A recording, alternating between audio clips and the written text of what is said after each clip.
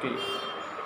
Good morning to all of you again, and welcome to 12th Political Science class. So,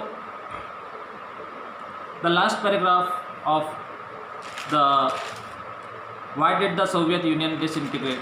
The topic was why did the Soviet Union disintegrate, and we were on the last topic. Ironically, during the Cold War, many thought that nationalist unrest would be strongest in the Central Asian republics, given their ethnic and religious differences with the rest of the Soviet Union and their economic backwardness. However, as things turned as things turned out, nationalist dissatisfaction with the Soviet Union was strongest in the more European and prosperous part in Russia and the Baltic areas, as well as Ukraine and Georgia. Ordinary people here felt alienated from the Central Asians and from each other, and that concluded they were paying too high an economic price to keep the more backward areas within the Soviet Union. Means अब एक विडम्बना जिसको अपन बोल सकते हैं हिंदी के अंदर ये रही कि शीत युद्ध के दौरान जब शीत युद्ध चल रहा था, कोल्ड वॉर जब चल रही थी, तो बहुत से लोग ये सोचते थे कि जो सोवियत यूनियन है सोवियत यूनियन के जो अपने सेंट्रल एशियाई जो कंट्री हैं, उनमें जो नेशनलिज्म होगा वो सबसे ज़्यादा स्ट्रॉन्ग होगा। ये सोच थी कोल्ड वॉर के दरमियान। ये सोच थी कि जो सेंट्रल एशिया के जो कंट्रीज़ जो यूएसएसआर का पार्ट थी, उनमें जो देशभक्ति होगी या जो राष्ट्रवादी का जो भाव होगा वो सबसे दमदार होगा comparatively to the European countries, जो कि ईस्ट यूरोपियन कंट्रीज़ जो कि यूएसएसआर के साथ थी।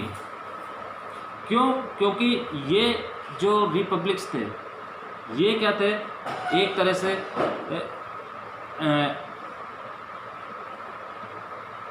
Backward, they are differences with the rest of the so and their economic backwardness, ethnic and religious differences, उनके ethnic and religious due to ethnic and religious differences. यहाँ पे क्या थे, एशिया जो सेंट्रल एशिया के जो कंट्रीज़ थी वो डिफरेंट थे ईस्ट यूरोपियन कंट्रीज से, इसलिए ये सोचा जा रहा था कि यहाँ पे जो नेशनलिस्ट मूवमेंट होगा वो ज़्यादा स्ट्रॉन्ग होगा।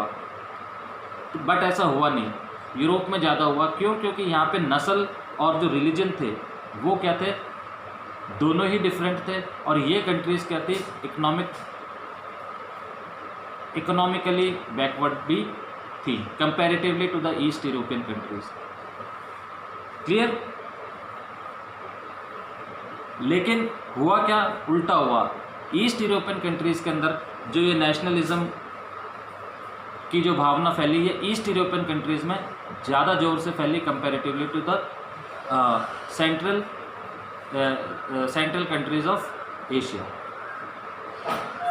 और रूस, यूक्रेन और बाल्टिक एरियाज़ में सबसे प्रबल नज़र आया। यहाँ के आम लोग अपने को मध्य एशियाई जो रिपब्लिक थे उससे क्या बिल्कुल अलग थलग महसूस कर रहे थे, और इसका आपस में भी क्या था, क्योंकि बिकॉज आपस में भी क्या थे, डिफरेंसेस मैंने आपको बताया, एक तो नस्ल का, एथनिक, और दूसरा रिलीजन का। जो सेंट्रल एशियाई कंट्रीज़ थी उसके अंदर वो ज़्यादातर क्या थी, मुस्लिम कंट्रीज़ थी, और जो ईस्टर्न यूरोप की कंट्रीज़ थी वो ज़्यादातर क्रिश्चियन कंट्रीज़ थी। तो थोड़ा सा रिलीजन का और एथनिक नस्ल का भी फ़र्क आया, क्योंकि वो लोग गोरे थे और ये लोग इतने ज़्यादा गोरे नहीं थे। तो जैसा अभी आप देखते हैं नस्ल भेद अभी अमेरिका के अंदर और पूरे यूरोप के अंदर कितना ज़बरदस्त चल रहा है, गोरे और कालों का झगड़ा। तो ये सारी चीज़ें क्या थी, बट उस समय ये सब यूएसएसआर के हिस्सा थे। और क्या था कि वो लोग ये सोच रहे थे, ईस्टर्न यूरोपियन कंट्रीज ये सोच रहे थे कि यहाँ पे नेशनलिस्ट मूवमेंट ज़्यादा तेज़ी से होगा comparatively to the East European countries से। क्यों? क्योंकि यहाँ पे क्या था, देखिए यहाँ पे इंडियन इंडिपेंडेंस हुआ, तो फिर उसके बाद पाकिस्तान दूसरे जो देश थे, छोटे मोटे जो देश थे, उनको भी इंडिपेंडेंस मिली थी। तो वहाँ के लोग ये सोच रहे थे कि यहाँ पे नेशनलिस्ट मूवमेंट ज़्यादा होगा, बट यहाँ पे नहीं हुआ। सेंट्रल एशियाई कंट्रीज़ के अंदर वो स्टार्ट हुआ ईस्टर्न यूरोपियन कंट्रीज़ के अंदर। क्लियर? समझ में आ गया? अलाइनेटेड मीन्स होता है अलग थलग पड़ जाना, बिल्कुल एक तरह से अलग थलग हो जाना। क्लियर?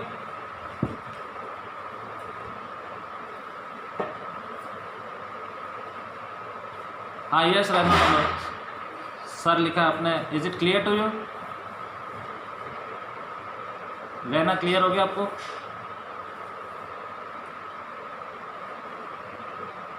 बेल्टिक एरिया वही रीजन कहलाता है बेटा, वही एरिया कहलाता है जो ईस्ट यूरोपियन कंट्रीज वाला जो एरिया है ना, सेंट्रल यूरोप वाला, और ये वाला एरिया ये एरिया क्या कहलाता है? बेल्टिक एरिया कहलाता है।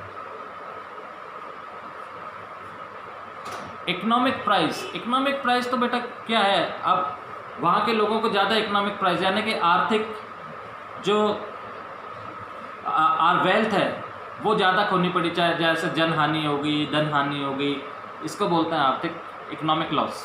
धन हानि को ज़्यादा बोलते हैं इकोनॉमिक लॉस। जो भी अपना धन होता है, धन हानि होती है, that is called economic loss. Clear?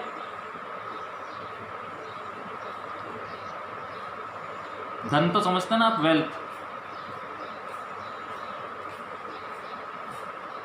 Okay, before going to the next topic that is consequences of disintegration, इसके पहले जाने से पहले इंपॉर्टेंट चीज उसके ऊपर लिख लो, IMP important, timeline of disintegration of the Soviet union. मैं पढ़ के बता रहा हूं, ये इंपॉर्टेंट है, मार्क कर लेना। Timeline of the disintegration of the Soviet union.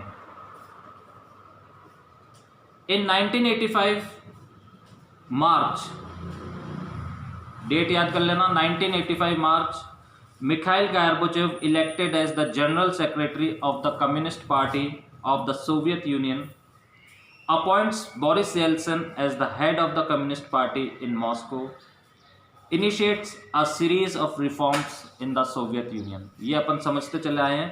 1985 मार्च के अंदर मिखाइल गार्बाचोव जो था कम्युनिस्ट पार्टी का जनरल सेक्रेटरी बना, और उसने बोरिस येल्त्सिन को कम्युनिस्ट पार्टी का हेड मॉस्को के अंदर अपॉइंट किया, और उसने कई चेंजेस या सुधार करने का इनिशिएटिव लिया, यानी कि मुहिम चलाई सोवियत यूनियन में।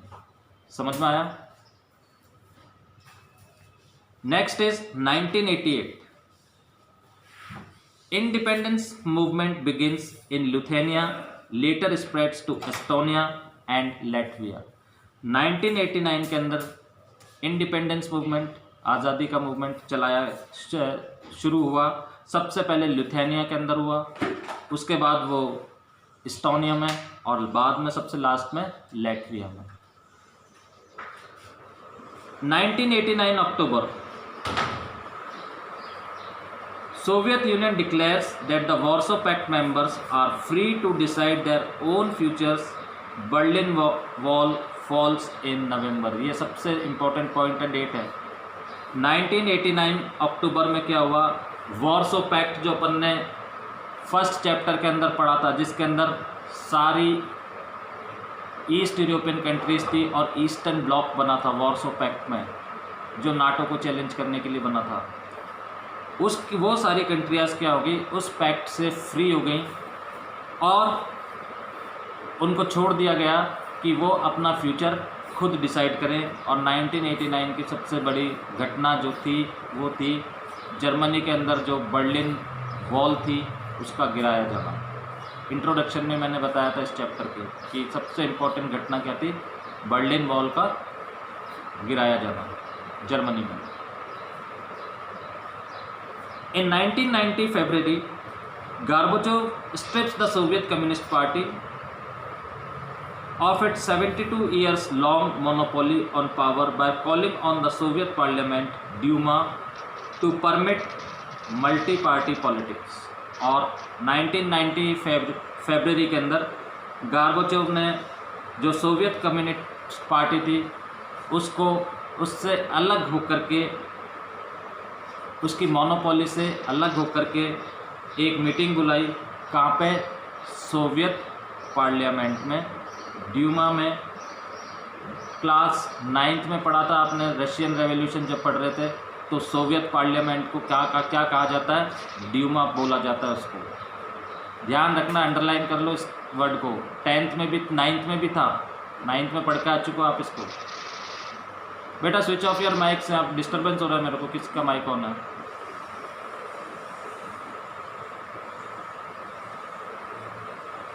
क्लियर?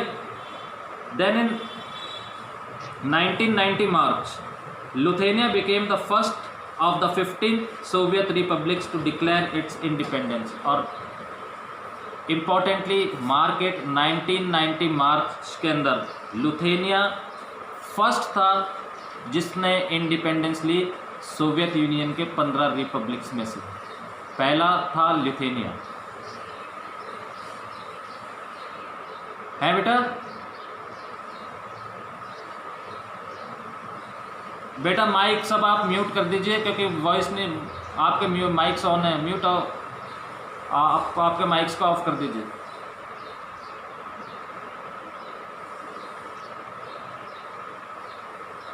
कुछ पूछना है तो चैट ऑप्शन दे रखा है आपको।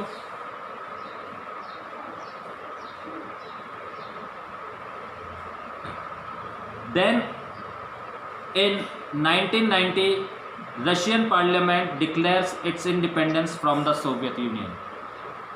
और 1990 के अंदर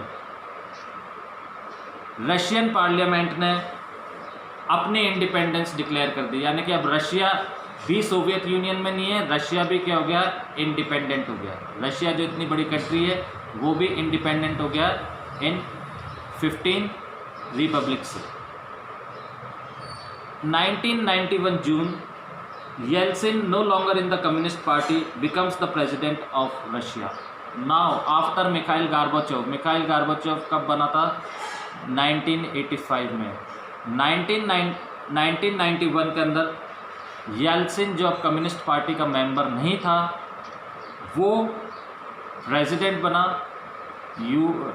ऑफ रशिया। अब यूएसएसआर ख़त्म हो गया रशिया का। ध्यान रखना, यूएसएसआर और रशिया लिखने से पहले सब गलत हो जाएगा, नहीं तो फिर बोलोगे कि सर मैंने तो सही लिखा है। आपको पता होना चाहिए कि रशिया कब हो गया और यूएसएसआर कब तक था। यहाँ पे ध्यान रखना इस बात का, ठीक है? देखो ऊपर 1990 तक क्या लिखा है? 90, इसके ऊपर वाला जो पॉइंट है, Russian parliament declares its independence from the Soviet union. Soviet Union से डिक्लेयर कर दी अपनी इंडिपेंडेंस, यानी कि रशिया अब इंडिपेंडेंट हो गया। Got it? और येल्सिन जिसने कि 1990 में कम्युनिस्ट पार्टी छोड़ी, वो रशिया का प्रेसिडेंट बन गया। In 1991 August, the Communist Party headlines staged on abortive coup against Gorbachev। और 1991 के अंदर, अगस्त के अंदर, जो कम्युनिस्ट पार्टी थे के जो मुख्य लीडर थे, उन्होंने गार्बाचोव के खिलाफ कार्रवाई करने की मांग की। Then in 1991 September, 3 Baltic republics. अब बाल्टिक रीजन्स जो आप पूछ रहे थे, अब आप मैप देख लेना, आपको बाल्टिक रीजन पता हो जाएगा। 3 Baltic republics, Estonia, Latvia and Lithuania, became UN members, later joined NATO in March 2004। अब ये बहुत इंपॉर्टेंट पॉइंट है। ये बेटा किसके माइक ऑन है? आप माइक ऑफ कर लीजिए। जब भी आपको कोई इंपॉर्टेंट चीज़ बताते हैं तो आप आपका माइक ऑन कर लेते हैं।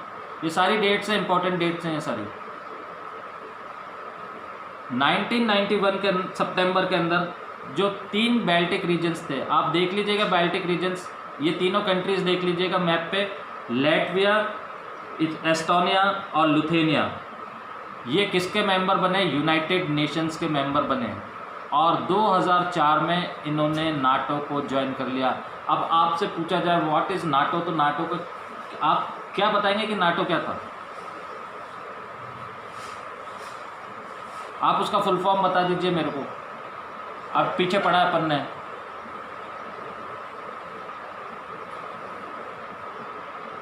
तो बेटा कंटिन्यू रीडिंग करो इसको, नहीं तो क्या है, और बुक में से पढ़ो, चैप्टर्स रीड करो, नहीं तो सब भूलते चले जाओगे, मैं तो कराता जाऊंगा आगे। हाँ, नाटो क्या होता है? हाँ, वेरी गुड। और काय के लिए बना था वो? क्या उसका फीचर है?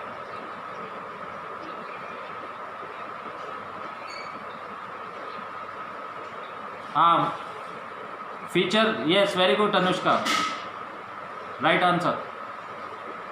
सो बेटा आप लोग थोड़ा उसको रीड करिए, जो मैंने ज़्यादा थोड़ी अपन पढ़ रहे हैं, 2-3 पैराग्राफ, 3 पैराग्राफ ही तो रोज़ का अपना हो रहा है बस, ठीक है। जब 1 घंटे की क्लास होती है, जब थोड़ा सा ज़्यादा हो जाता है, अदरवाइज हाफ एन आवर वाली क्लास में तो कमी हो, तो आप रीड करेंगे तो ही आपके ध्यान में रहेगा। और अगर आप इसको रख देंगे फिर वो सोचेंगे कि मैं एग्ज़ाम के टाइम के अंदर करूँ, तो फिर वही हो जाएगी रटने वाली कोशिश, और फिर कितना रटोगे?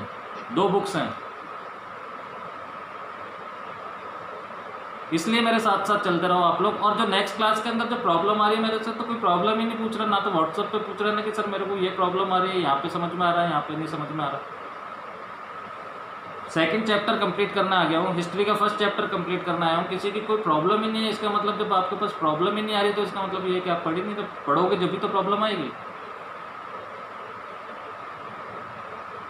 जब भी तो आप मेरे से पूछ पाओगे कि सर इसका मतलब क्या होता है, ये कैसे होगा, यहाँ पे कौन था, क्या हुआ, कैसे हुआ।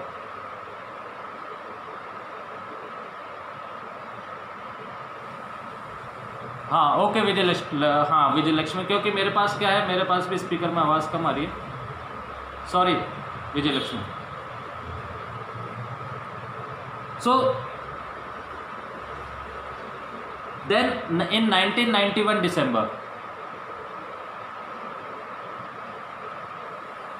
in 1991 December, Russia, Belarus and Ukraine decide to annul the 1922 treaty on the creation of the USSR and establish the Commonwealth of Independent States, CIS। अब यहाँ तक का जो फुल स्टॉप है, यहाँ तक का मैं समझा रहा हूँ, इससे आगे फिर समझाऊंगा। रशिया, बेलारूस और यूक्रेन ने ये डिसाइड किया कि 1992 के अंदर जो USSR फॉर्म हुआ था, बना था, अब उसको क्या कर दिया जाएगा, ख़त्म कर दिया जाएगा, और उसकी जगह क्या कौन सा ऑर्गेनाइजेशन बनाया जाएगा? कॉमनवेल्थ ऑफ इंडिपेंडेंट स्टेट्स, यानी कि अब सारे स्टेट्स इंडिपेंडेंट है और उनकी कॉमनवेल्थ होगी, यानी कि commonwealth of independent states. Armenia, Azerbaijan, Moldova, Kazakhstan, Kyrgyzstan, Tajikistan, then Turkmenistan and Uzbekistan join the CIS। बाद में इन कंट्रीज़ ने भी किसको ज्वाइन किया? CIS। और जॉर्जिया ज्वाइंस लेटर इन 1993, और बाद में जॉर्जिया ने भी ज्वाइन किया 1993 में। Russia takes over the USSR seat in the United Nations. अब यूनाइटेड नेशंस के अंदर जो USSR की सीट थी, United States of Soviet Republics, Union of Socialist Republics भी बोलते है वैसे तो, यूनियन ऑफ सोशलिस्ट रिपब्लिक की जो सीट थी यूनाइटेड नेशंस में, वो सीट किसको दी गई? रशिया को दी गई। Got it? अच्छा, और जो अपने सिक्योरिटी काउंसिल है यूनाइटेड नेशंस की, जो सिक्योरिटी कंट्रीज़ है, वो कितनी कंट्रीज़ है? कितनी कंट्रीज़ है यूनाइटेड नेशंस में?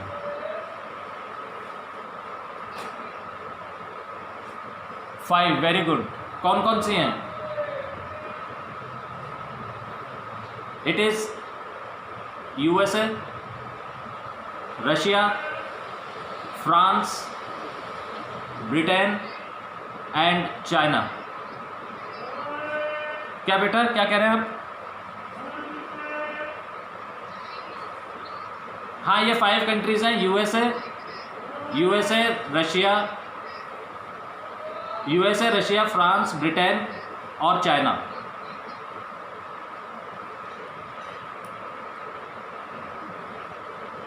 देन इन 1991 दिसंबर, हाँ यस बेटा, आप चैट ऑप्शन यूज़ करिए, माइक के यूज़ मत करिए क्योंकि आपके बहुत सारे माइक चल रहे हैं, मेरे को आवाज़ नहीं आ रही। मैं इसलिए कह रहा हूँ बार बार आप माइक ऑफ करिए, और जिसको क्वेश्चन करना जब वो क्वेश्चन करेगा तभी मेरे पास आवाज़ आ सकेगी। 5th परमानेंट मेंबर है जो मैंने आपको बताया, ये 5 जो है यूएसए सबसे पहले तो यूएसएसआर, ब्रिटेन, फ्रांस और चाइना, ये 5 परमानेंट मेंबर्स हैं। Then in 1991 December 25th December 1991, Gorbachev resigns as the president of the Soviet Union, the end of the Soviet Union। अब देखिए 19 पॉइंट नंबर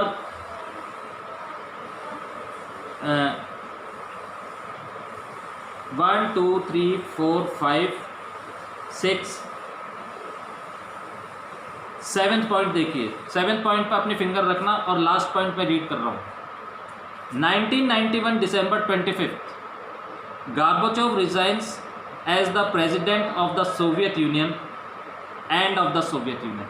अब 1991 December 25th को जब गार्बाचोव ने रिज़ाइन किया as the president of the Soviet Union से president का उसने जब रिज़ाइन किया तो सोवियत यूनियन का एंड हो गया, ख़त्म हो गया सोवियत यूनियन। और उसके बाद 1991 के अंदर Yeltsin no longer in the communist party becomes the president of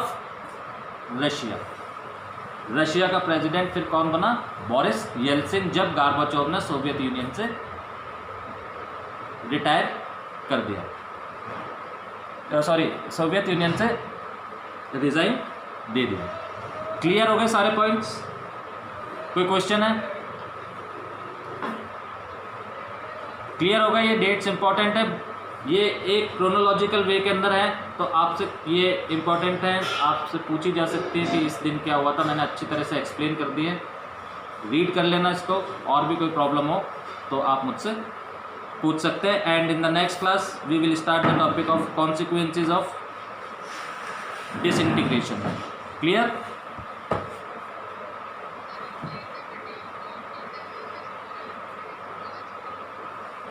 yes बेटा, I can't hear you, just use the chat option use कर लीजिए।